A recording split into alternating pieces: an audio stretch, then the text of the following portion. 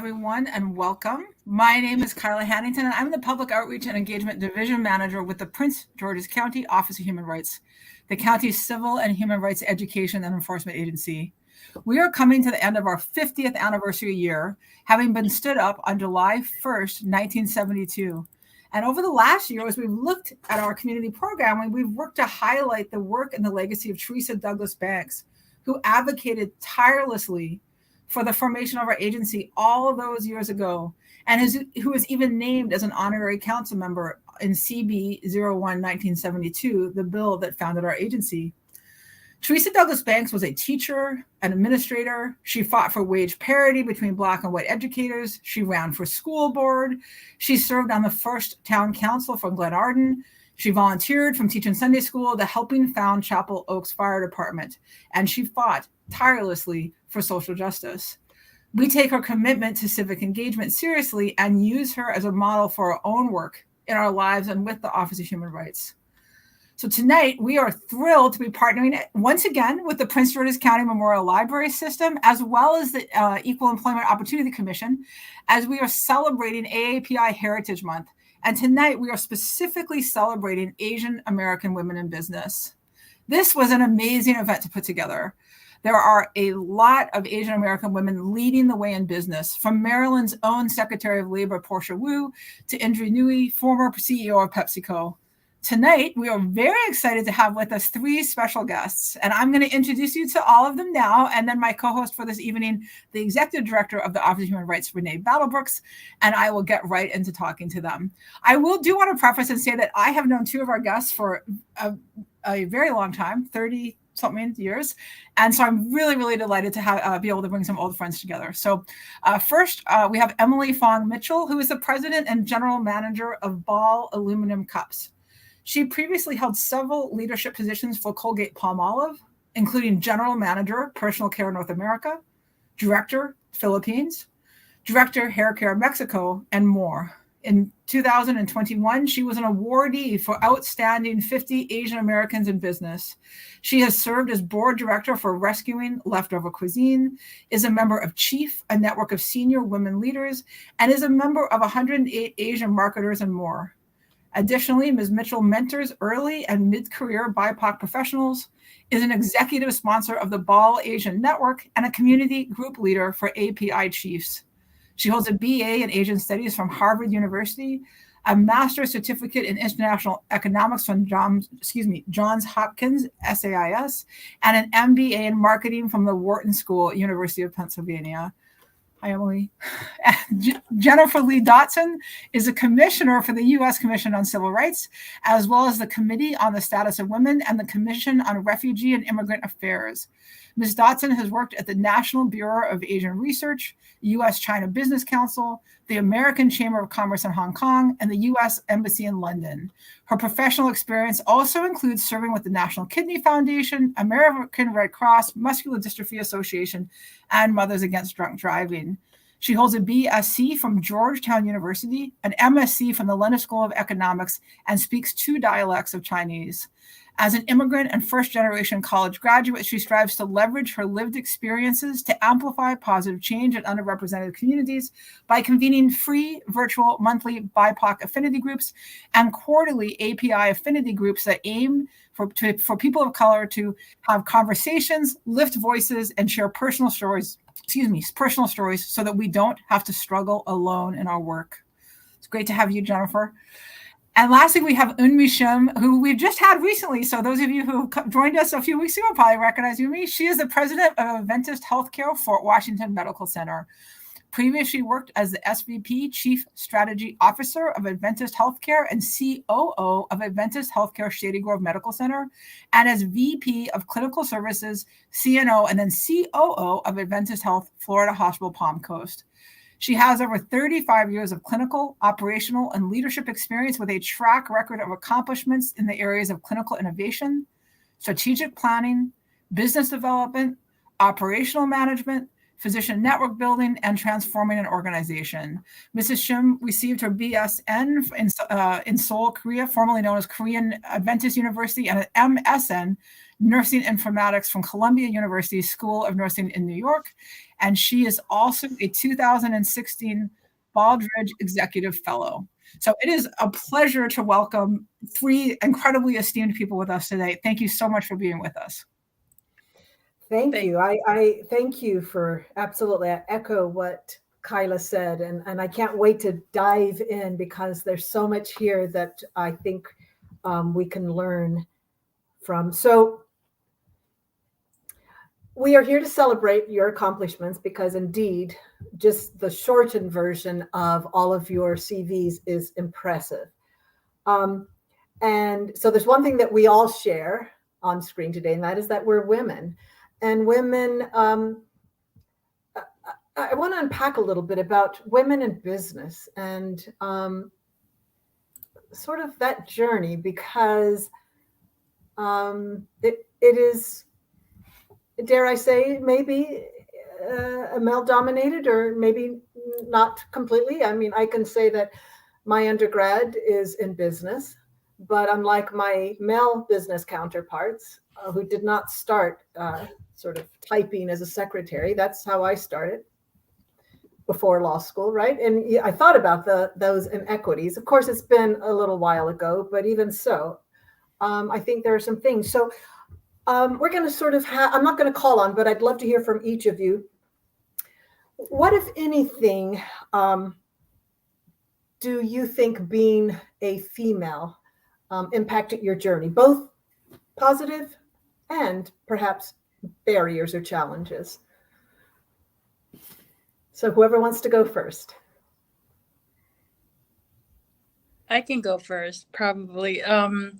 So many of you know healthcare is somewhat female-dominated industry, right? Up to about 85% female as an industry. But if you start kind of looking at the senior level leadership positions, you will find less women up there than at the front lines, right? Even then, we are celebrated as one of the industries that have achieved the highest percentage of female executives in the field. And it is interesting because about 18% of top level either CEO or president positions belong to women in the industry, despite that we are about 85% of the industry. So, but then compare that to other industries around the world, we are doing better in many ways. So it has been an interesting journey for me as a first generation immigrant, and who really comes from frontline background, because I'm a nurse by background, trying to kind of understand the leadership in healthcare and how to progress within the leadership. It was very interesting journey for me because first of all, as a first generation immigrant, I had to make a cultural and linguistic transitions along with leadership transitions, and the journey was probably more burdensome because of those two factors that others don't have usually. What I was fortunate enough to do is meet some great mentors that really paved the way for me, pulled me up, and gave me the opportunities that was needed for me to progress. And having those trusted mentors was very helpful, and for their efforts, being a woman for me wasn't as big of a barrier. But cultural transitions and linguistic transitions were probably even bigger barrier for me to navigate. That's beautiful, actually. And I do want to delve a little bit further after we hear both from Jennifer and Emily. But I'm curious, Yumi, whether your mentor was a male or a female. You know, there were some female mentors, there were some male mentors, but I think it was more male because at the top there are more male CEOs or male executives than female executives. Yeah, and time permitting, I do want to unpack that. I want to unpack, how does one get a mentor? How does one, right? It seems like a mentor picked you, which is beautiful, or mentors, plural. So we'll get back to that of time. So thank you, Yumi. Jennifer or Emily, who wishes to answer the question? Emily, what do you think? Should you go first? Or you want to junk in a poll? Junk and poll. Let's do it live, right? Where do we get one? Oh.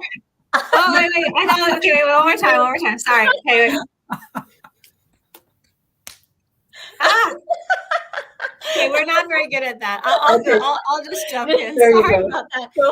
I wanted to just build on the I know we're going to come back and talk about mentors, but I do think that as you were speaking, is really clear for me as well. What has the question be, which is a very big question of, how has being a woman impacted, my career or my decisions in business? I think there's a couple things to think about. I think, first of all, representation is everything, right? I think when, no matter how old or young we are, I think when we were coming out of college, there weren't a lot of, first of all, just thinking about, what careers or what paths we could take. I actually came out of college, like many people with a liberal arts degree, not knowing what I wanted to be when I grew up.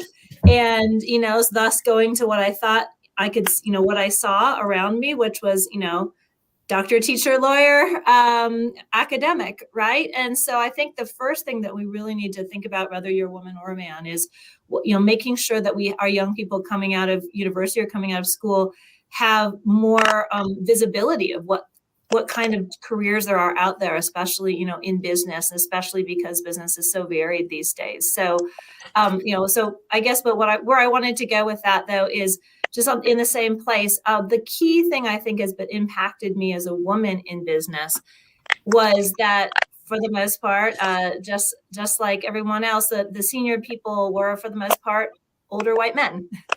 And I had a great mentor. I was very fortunate to have a great mentor who was an Asian American woman when I was in my career, when I was actually living in Asia. And the best advice she gave to me was, you need to tell them what you want, then you need to tell them again, and then you need to tell them again, and you need to tell everybody around that same messaging. You need to give that messaging not just to your manager, but to your manager's boss and to your HR leads, et cetera, because otherwise these leaders who will make assumptions about what you want from their lived experience, which is obviously very different from your lived experience. And it was true, right? I had a global career. I was an expat in Asia. And I had been very clear about what I wanted in terms of my next steps. And I was ambitious. And, I found out from my mentor that behind closed doors, these leaders were saying, oh, well, she wants her husband to take the lead in the career. She actually wants to settle down. She doesn't want to move. She's not mobile. And I was like, whoa, where did all of that come from? So I think that is one of the biggest challenges that we have as women, or as women of color, or of anyone who has a different lived experience than the dominant leadership wherever we are, is that, they are going to make assumptions, and often, in the best interest, thinking that they're acting in your best interest, coming from a place, not coming from a bad place, but that, that they know what you want, or they know, what your ambitions are or what your ambitions are not. And I think that has been something that I've had to continuously reiterate, no matter how far I've gone up in my career, that people are going to look at me and assume one thing. And I just need to make sure that what I actually want is communicated and shouted from the rooftop sometimes. That's a great life lesson, Emily. Thank you. That really is. Jennifer. Yeah, I love everything that Yumi and Emily has said. It has resonated very much with me. But Renee, you asked a difficult question. I agree with Emily. How has being a woman impacted your career? I would say, as a young woman coming of age, what career? I'm a child of immigrants, and my family fled a war-torn country to start a new life, and that life in Hawaii was not full of a lot of opportunity, or a lot of role models in terms of being a woman in business. And so I did follow my grandmother, my maternal grandmother, around because she was childcare for me. Very, very similar, I think, life experience that many young kids had. But for me, I followed my maternal grandmother around. She was a housekeeper for the Sheraton Hotel in beautiful Waikiki in Hawaii.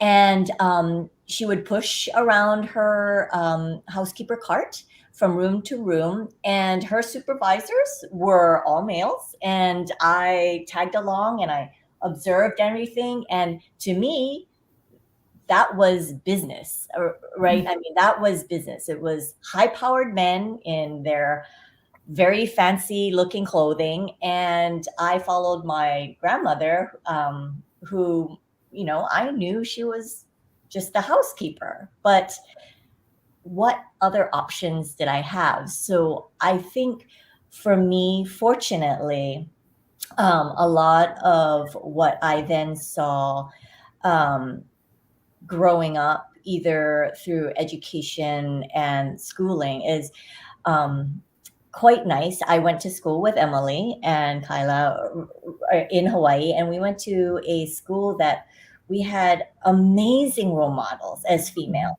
Teachers that were breaking barriers as they were pushing us to explore the furthest reaches of our mind. And so I really do feel strongly about how maybe our concept of business can start in the classroom. And stories that we hear, anecdotes that we're told, and then and seeing that play out in the classroom and in the school.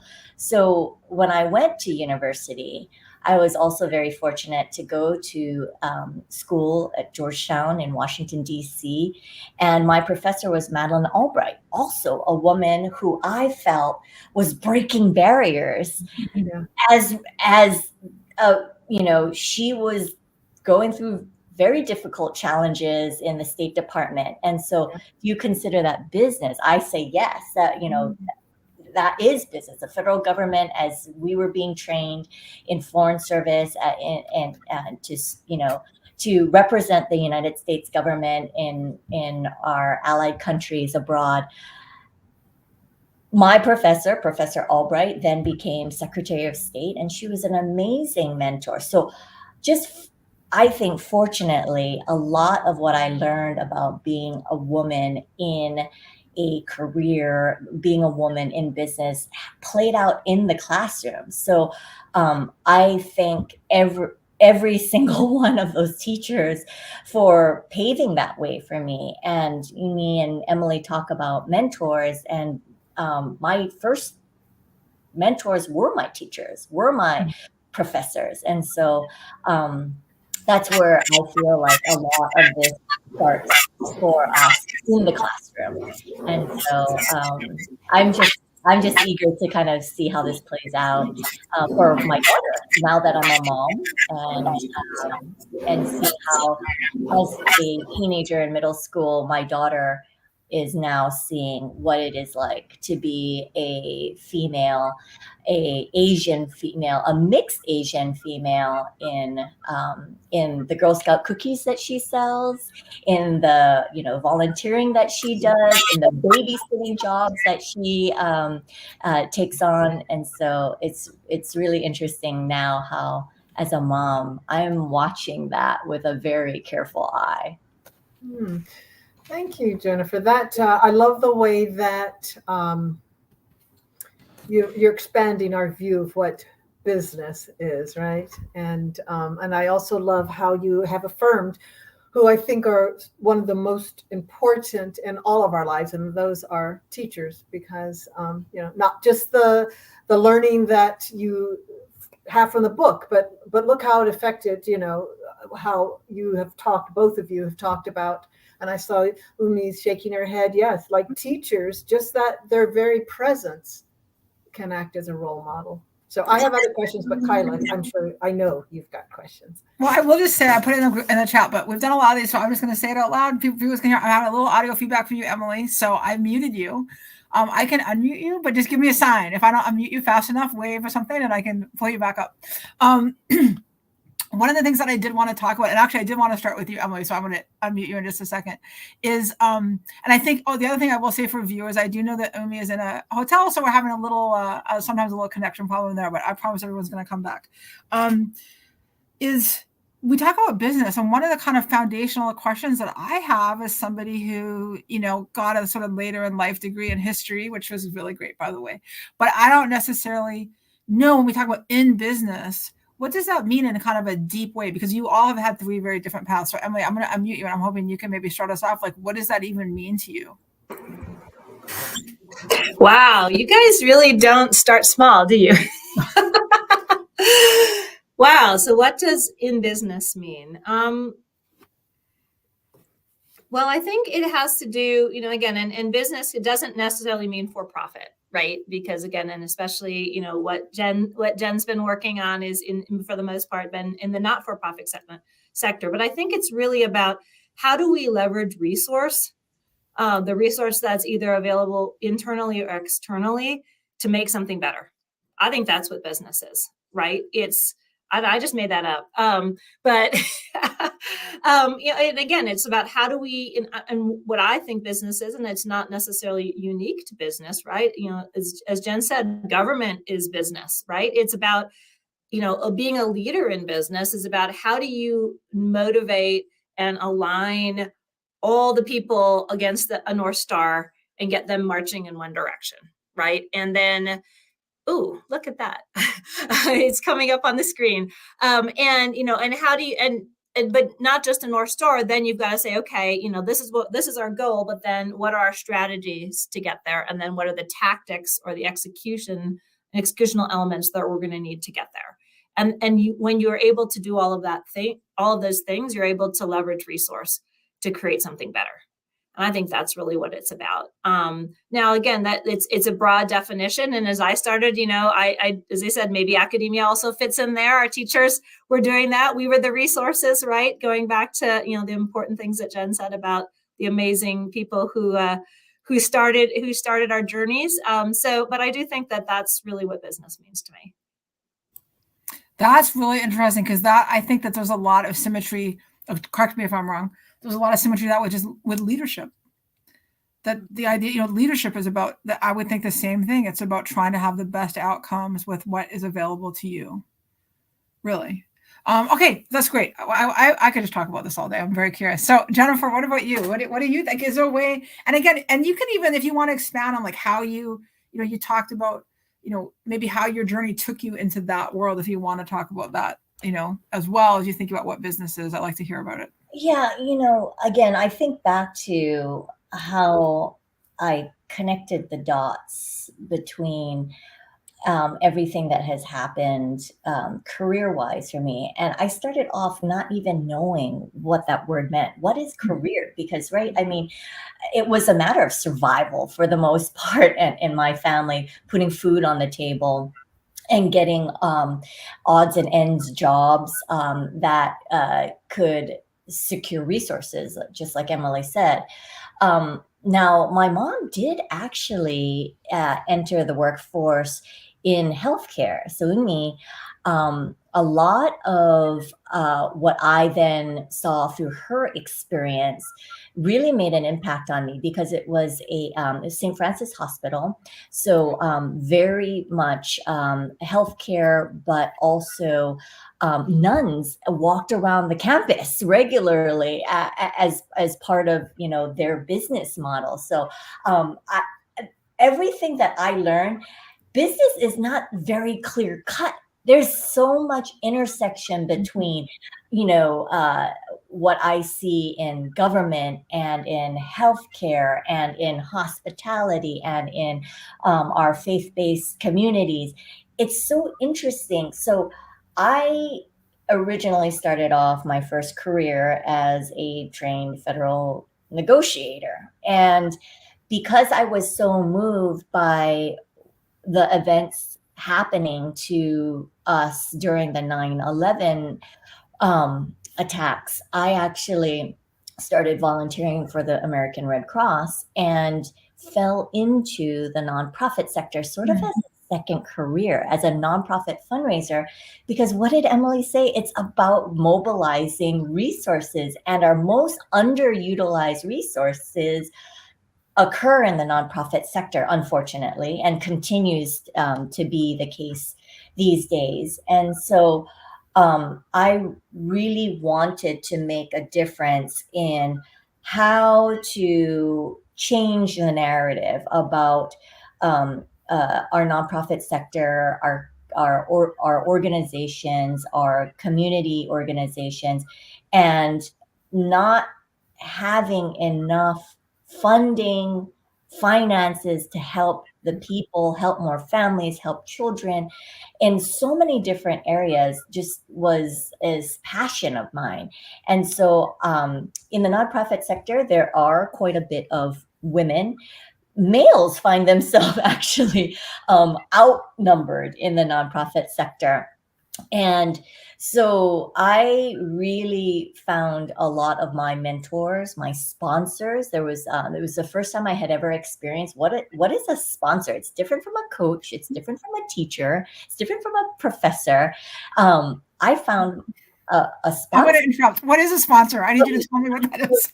Yeah, so it's someone who actually really, really invests in you and brings you along in your career, not just giving you advice, but really like making very intentional moves to propel you upwards in your career. So for example, my sponsor in the nonprofit sector noticed that I needed quite a bit of training when it came to the science and the art of nonprofit fundraising, because it is very much it's a science, it's a profession.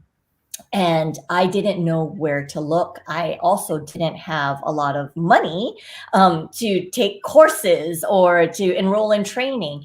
And so she sponsored me by actually going to my supervisor and asking my supervisor to cover my professional development and give me a budget to enroll in these courses. Without that, I wouldn't have known that was even a thing. I wouldn't have even know how to access those resources. But because my sponsor knew exactly what to do to pave the way, I was sort of like propelled forward in that way. And a lot of this was unlocked. These opportunities were unlocked for me because of a sponsor. And so, yeah, I hear that a lot more now in our business and our business circles about find yourself a sponsor, not just a mentor, but find yourself a sponsor. And I know Renee's probably going to be like, but how? But how do you find yourself a sponsor, right? And so we can talk about that as well. I'd love to hear from Emily and Yumi about their thoughts on sponsorship. But really, I'm very fortunate in how, when I connected those dots, I feel like everything happened sort of by accident. Like I didn't have the role models to paint the picture for me, to have that landscape perfectly, neatly laid out. I happened upon it. So maybe if I do give a bit of advice to my own daughter as she sort of is embarking on her business journey, again, as a Girl Scout, cookie sales woman of number one cookie saleswoman. Right. I would say, like, keep yourself open to those opportunities for sponsorship, right? And that's sort of the secret I'm still trying to unlock for her, as well as, other conversations that I have with other folks. So. That's great. That's great. And so for you, Umi, like you talked about that you'd started, and I guess this is a question: is where do we go? When does healthcare? You got an award recently, right, for Washington Women in Business, and so the question is, like, when does healthcare change into business? And I'd like to hear from your point of view, like, where does business? How do you define it? That's a very interesting thought, Kyla. For me, healthcare is what I know of because that's what I came into this country with, right? So my whole American experience is really painted with the healthcare picture in mind. I'll tell you, when I was looking over my children's homework, when I get to mathematics and others, I realized, hey, my vocabulary is very limited with all healthcare lingo, but it doesn't extend to mathematics. So I have to pull out a dictionary to start looking up the terms in mathematics to understand it better. So knowing healthcare has been somewhat of my whole adulthood. And I didn't consider myself as a businesswoman when I was a frontline staff. I think my idea of business really started when I shifted into leadership role. Then I realized I'm responsible to create outcomes. I'm responsible for success of my team. That is my responsibility. That's when I had to learn the business side of healthcare and become proficient at it enough so that my team can be successful under my leadership. That they rely on me for future successes and even their own career progression. So I had to create that scenario, and that's when I start to realize that, oh, I am in business, and being a businesswoman really meant for me is to be responsible for outcomes, responsible for successes of the team.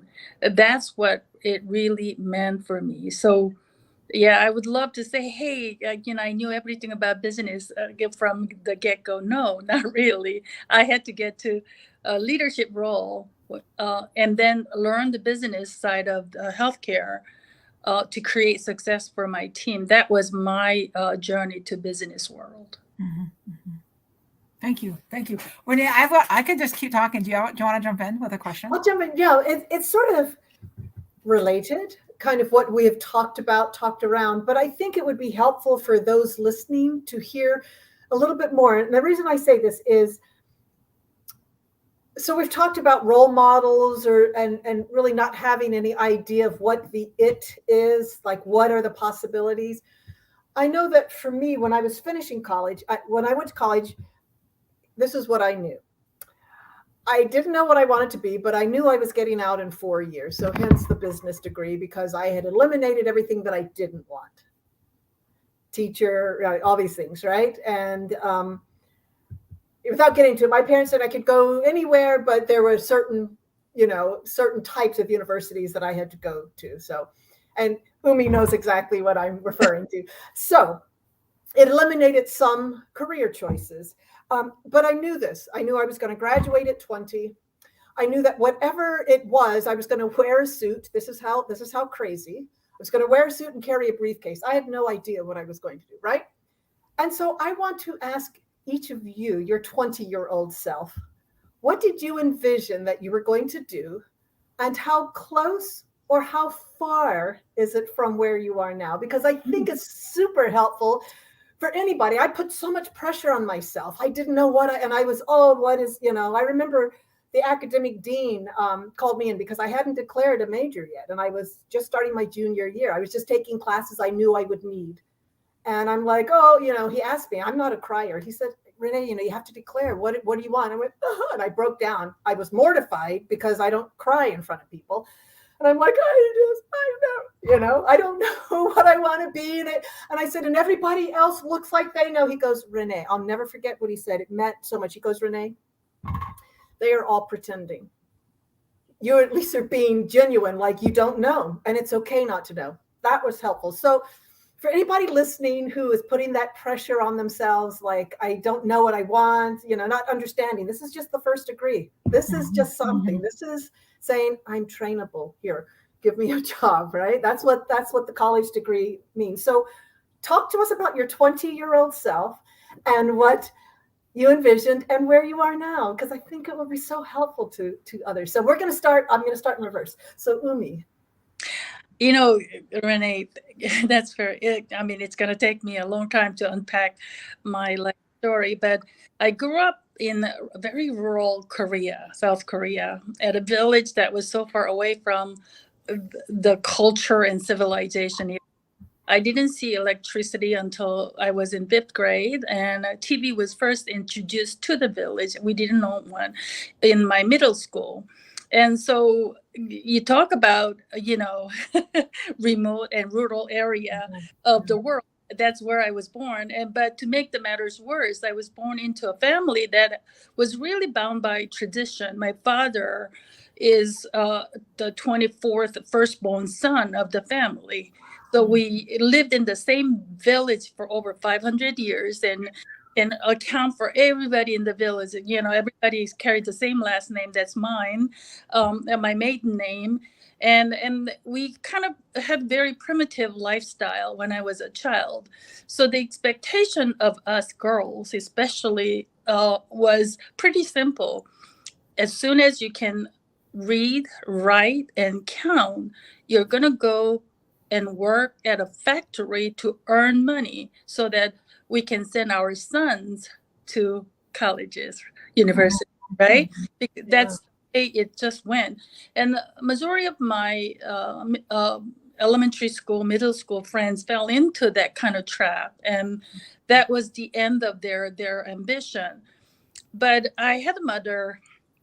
My mother was a very determined woman that boys, girls, doesn't matter. All of her kids are going to get education. That's what she was very determined to. And growing up, I loved to read.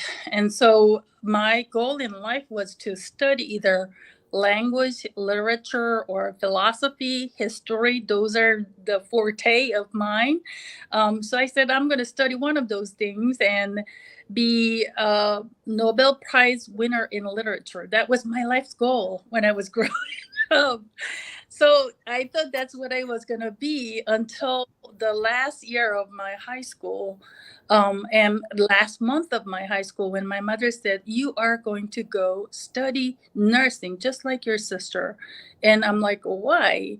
Well, unfortunately for me, I was going to go to college at a time when Korea was most turbulent politically. And many students were going into protest and demonstration against the government that was military regime. And many of them got picked up off of the street and never to be seen or to be heard again. And you never knew what happened to them. So my mother, knowing how idealistic I am, was worried. And she said, oh no, liberal arts students are the main target of those movements, and you're not going to study that, and you're going to go to nursing school just like your sister. So I had to step into this profession that I never imagined in my life. And for the most of my college years, I spent it in trying to figure out how to get back to liberal arts studies. Can I start over? Can I transfer? And what can I do? But I was very limited financially and couldn't afford to make that transition. So I had to stay with my nursing degree. And by the time I was ready to graduate, I had to make a big choice of what I'm going to do with my education. And I came to a conclusion that I have to use it. And there was one upside to it. I always wanted to come to America, so it will give me an opportunity to come to America. So I said, I'm going to pursue it, but I'm not really good at details, and I'm probably going to kill somebody because I lack attention to details. And I made up my mind to be a good nurse. And I had to learn how to be detail oriented. I'm a pattern reader, and I loved the big themes. I don't really like details, but I learned to be detail oriented so that I don't kill anybody, And so that's kind of how I started my career. Very, very interesting way. Once I got into nursing, I had to really be good at it because that's what I like to do with anything I do. So I was good in many different ways, but I still hadn't made my cultural transition into becoming true American. I had this very arrogant thought that my own culture was better, that what I was taught was better. And it wasn't until I met my mentor later in my career who told me, he asked me a lot of questions about myself and how I grew up. And I didn't realize that he was trying to understand me. And one day he came to me and said, "In me, I bought a book that tells about Confucianism, because you were very influenced. I can see how influenced you are by Confucian belief system. So for me to understand you better, I bought this book and I'm reading it, and it explains a lot about you." So that was very interesting conversation. But he was very best, and he gave me very strong feedback about how inflexible and rigid I am in my thoughts, and having agility around different value systems could be very helpful for my career. So he really, really helped me to transition myself from very stoic, inflexible Korean Confucian-based culture that is also intertwined with Christian value system. So, needless to say, where I am today is very different from where I was at my childhood, or even in college days. I never thought I would be here, but by the grace of God, I am here today, and I'm thankful for that. But along the way, He placed many important people in my life to help me and to improve myself. So I'm very grateful for that. I know we talked a little bit about having sponsors or mentors.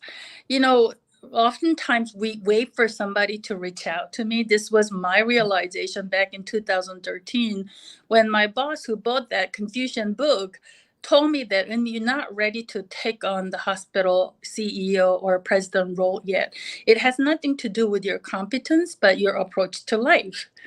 And so he said, you have to learn how to be more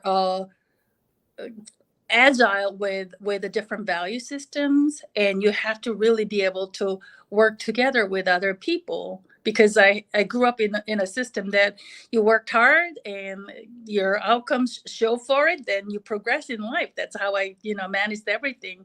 And he said, oh no, collaboration is going to get you much further in your life. So I felt very stuck in my career, and I went to this big conference looking for a mentor myself. Then I came to realization there's no one who can give me any kind of practical advice about how to progress in my career, because not many people have the kind of experience I had, right? For them to give some advice, they have to live the life that I had. And there weren't that many who can kind of mirror my life experience. So that was the point when I realized, okay, I'm going to change my focus from seeking a mentor or looking for somebody to reaching out to other people to help them to transition and transform in their leadership. And to me, that was probably the most enlightening moment and transformative in my career, because by helping others, I started to be able to help myself even more. And I also had the courage to reach out to other people to help me, right? And so those things really came together. But I realized that it's not waiting for someone to come and help me, but help myself, help other people. Then help will come around you to find you. Then you can reach out to them asking for help.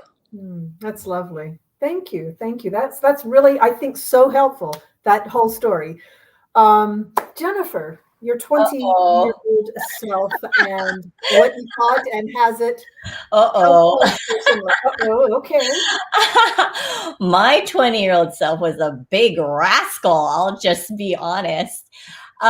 So you mean, ironically, I can also say my 20-year-old self had dreams of publishing a novel. And that novel was actually going to turn into a Hollywood blockbuster movie.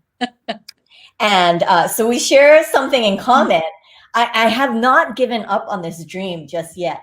But when I was 20 years old at Georgetown University, I defied the rules, because I was enrolled in a very pre-vocational program, a foreign service school, very, famous, but it was very rigid. And you had to take the government class and then the history class, and then it just like every credit, every class was accounted for. And I defied my dean's instructions, and I snuck into the honors English class because my dream as a 20-year-old was to publish this novel.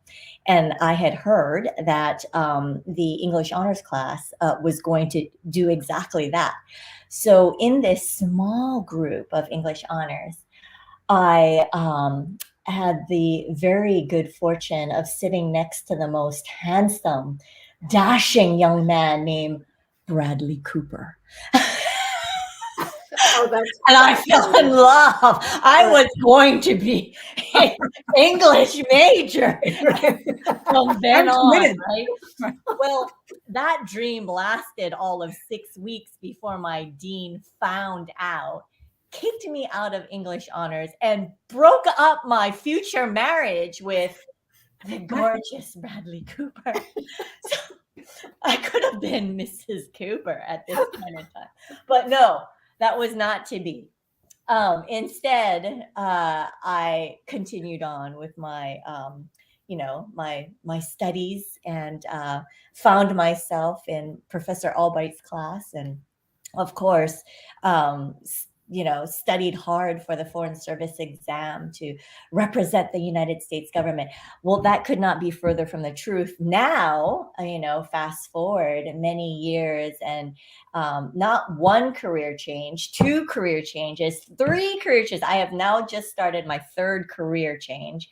I am now an Asian female in technology, and so really kind of pivoting from the public sector and doing nonprofit fundraising to utilizing technology to again address that challenge that Emily brought up early on in our conversation. How do we mobilize those resources for the nonprofit sector utilizing technology? So I am now in love again with this new career change, and immerse myself in all things technology, and really having to kind of relearn everything.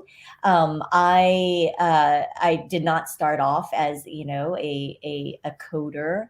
I did not start off as a software developer, but because I can bring to the table these experiences, and knowing what the pain points are in the nonprofit sector, and mobilizing those resources and finding the funding to accomplish mission, how do we utilize technology to do so? And so that's my new world. Nothing even remotely close to staring lovingly into the eyes of my classmate, Bradley Cooper, and writing that novel that was going to become a Hollywood blockbuster. But one day, I still think there's hope for me one day. Absolutely. Thanks for Bradley Cooper. I mean, he's going to watch this. And Bradley Cooper, are you listening? Are you out there right now? That is so good. Right. Okay. Emily. Well, I'm not sure I can go after those 2. I don't have any, I would say, and I'll keep this short and sweet because I do know there's questions and a lot of things we want to talk about. But I would say my 20-year-old self goes back to the representation thing. And also, goes back to what Jennifer said in the beginning. I wanted to be an academic because those were the role models. And that was what I saw. And I thought that was sort of the pinnacle of what I could do. And when I went to grad school, I was in China at the SAIS program, and I think what I found was that there's so many other interesting things that I could do. And in China, I was in China at that time. China was we're talking about the late 90s. China was transforming like you couldn't believe, and I wanted to be a part of that. And I didn't think I was going to be a part of that by writing about it or teaching about it. And I think, the long story short here is I've never really had a plan. and things have interested me and excited me along the way that I wanted to be a part of. And that's sort of how I've gotten, to the different places that I've been. So I think it's really ridiculous that we do think that, at 20 years old or maybe at 22 years old, when you graduate from college, that you should have it all figured out, because, a lot of the careers and a lot of jobs that exist today didn't even exist when we were there. And, there's going to be new things tomorrow. Look at what's happening in the tech world and the AI world, especially. So I think I'm kind of more like go with the flow and find things that are your passion and find things that excite you, and they'll take you to a place that continues to reward you. Yeah, I love what all three of you have said, because I know there are people listening that are picking up little pieces and finding encouragement and finding a path, right? So thank you. I love it. Kyla, do you want to take the questions? Well, yeah, so we have 2 questions so far. So I will say this for anybody watching, please type questions that you have anywhere, and then whatever chat platform you're watching on Twitter, LinkedIn, Facebook stream may not be working with the library, but if you're watching us on Facebook, you can use that. And then also YouTube, we can show them with the panel modes. We actually have a question from Miss Battlebrooks. So we're going to shake things up and give a question to the co-host. Oh. Renee, what did you decide to study? Well, I finished in business administration, and got out and looked around and thought, my first job, well, anyway, tortured, but I realized I wanted to go back to school, and that's when I went to law school. After getting out there and kind of figuring out this is not, I worked with some financial people who were just nasty, grumpy people. And I thought, I don't want to answer the phone, what? In 25 years. And I realized, even as a young person, I realized that was all just to push everybody away, to not be bothered. Like their rudeness was curated on purpose. Mm-hmm.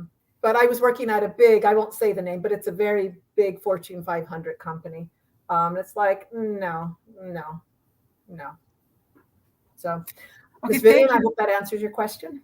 I know, well, Ms. Vivian, thank you for that. And then Ms. Vivian also asked a question, and I think this was to everybody, she didn't specify, which is wondering where everyone's from. Ms. Vivian is here with us in Maryland. So can you share where you're from?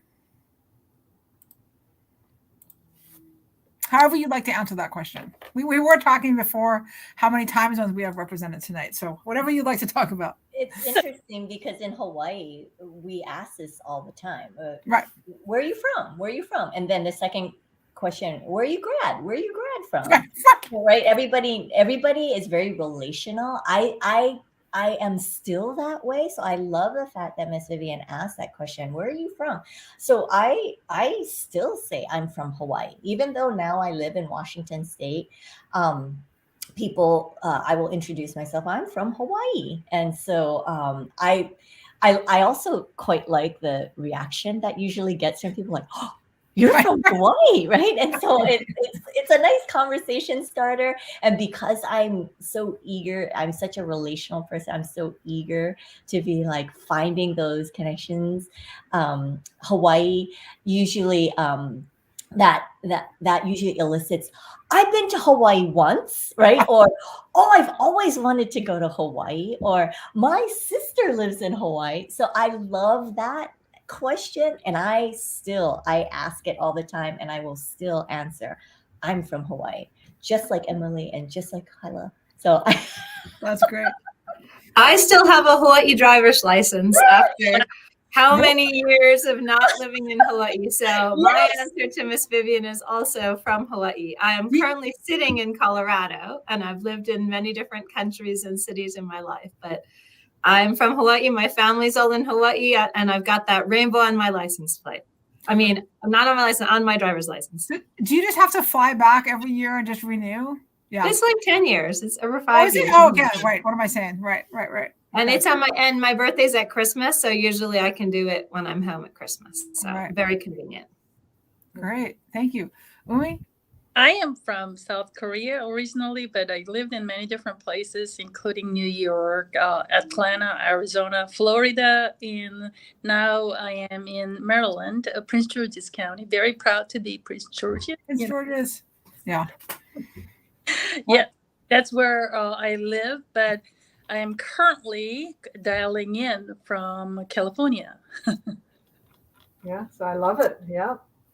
I always love this question because I can't answer it. And not that Ms. Vivian was asking me, but I will say that I can't ever answer the question shortly. I'm like, okay, it all started back in 1973.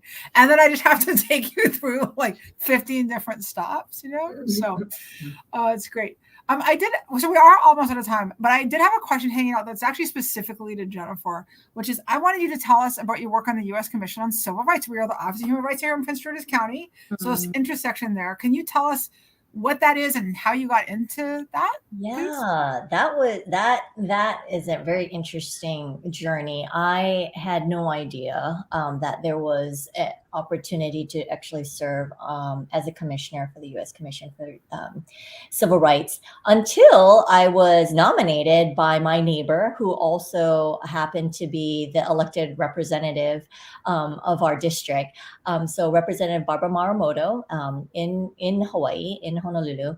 Also a massive trailblazer for women and elected officials, because there are not many Asian females that are serving or served in the role of being elected officials. I think we are very fortunate coming from Hawaii that more often than not, our population has the very famous trailblazer, Patsy Mink, as well, who, again, during the political season in Hawaii, you would have seen her standing on the side of the road waving signs, because that's what we do when we get out the vote. We stand on the side of the road and we wave signs with please vote, and you wave at all the commuters going to school, going to work, and coming home from work. And so Representative Barbara Maramoto nominated me for this position. I had no idea that it even existed.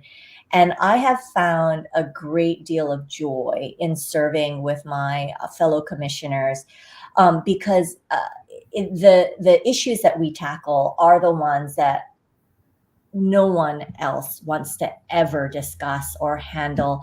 They're usually the issues that get swept under the carpet.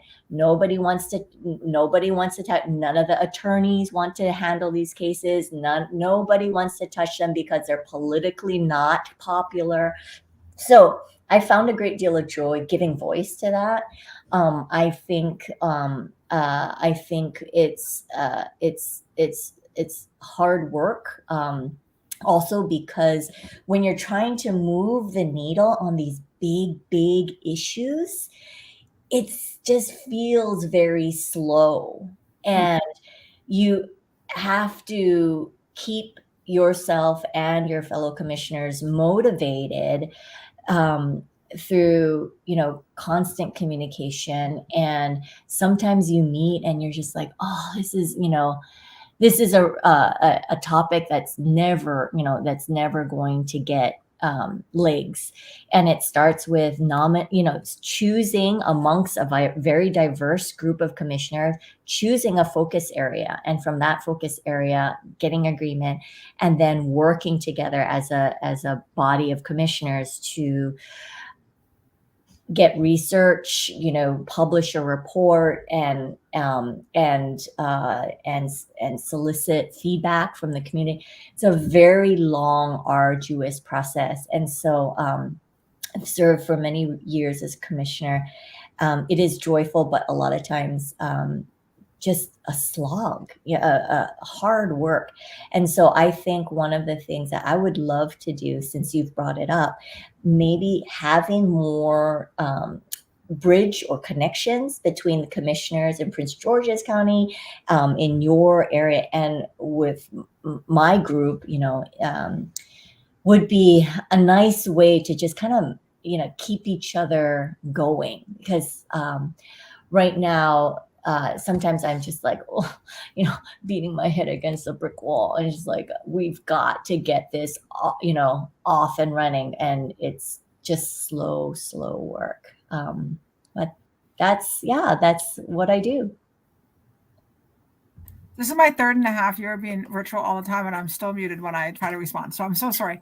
I I've been talking to you as you were speaking because I was so excited about what you were saying. So we definitely, this is for all of you, actually. We definitely want to stay informed and like how we can help whatever you're doing in your journeys. And for you, Jennifer, to be able to connect with the U.S. Commission, like, please reach out to me. We would, both Renee and I know we would love to collaborate or boy spirits, or however we can work together. We're very interested in that. We are at that time, which is we're out of time. So I do want to say a couple of things before we close. First of all, for those of you watching, thank you so much for tuning in. We couldn't do this without you're who we do it for. So thank you so much for being with us. If you're watching on demand later, thank you for joining the Prince George's County Office of Human Rights and the Prince George's County Memorial Library System. We do have a few events coming up that I want to highlight. We actually have lots of events, but I'm going to highlight a couple. On Thursday, we're having our final book discussion of Rabia Chowdhury's Fatty Fatty Boom Boom in our Prince George's County Reads for 2023. On Thursday, we're really looking at the book through the lens of immigrant experiences. It is a virtual book discussion, and we'd love for you to tune in with us. On June 1st, we're having Dr. Julia Lee in conversation, another virtual conversation about her book, The Racial Railroad. So we hope you can tune in there. And then we have an in-person event on June 7th. I'm hoping everybody can come and join us it is at the Largo Kettering Branch Library. It's in partnership with the U.S. Department of Justice, a special hate crimes forum, United Against Hate. And we will be speakers from the U.S. Department of Justice, as well as from our office, the FBI, the State's Attorney's Office, Prince George's County Police Department, and more. There's lots more coming up. You can check out our events webpage by going to civilrights.mypgc.us. Click on the events tab. You can also visit the library, see what they have going on by going to pgcmls.info/events. I really should have had this ready to queue up on the screen, but hopefully you can remember all of that, everybody. And for our guests, Emily, Jennifer, and Umi, thank you so much for your time.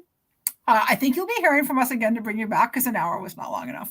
But we're so grateful to you all. And Renee, of course, thank you for co-hosting. All right. Good night, everybody. Thank you. Good night, everyone. Thank you.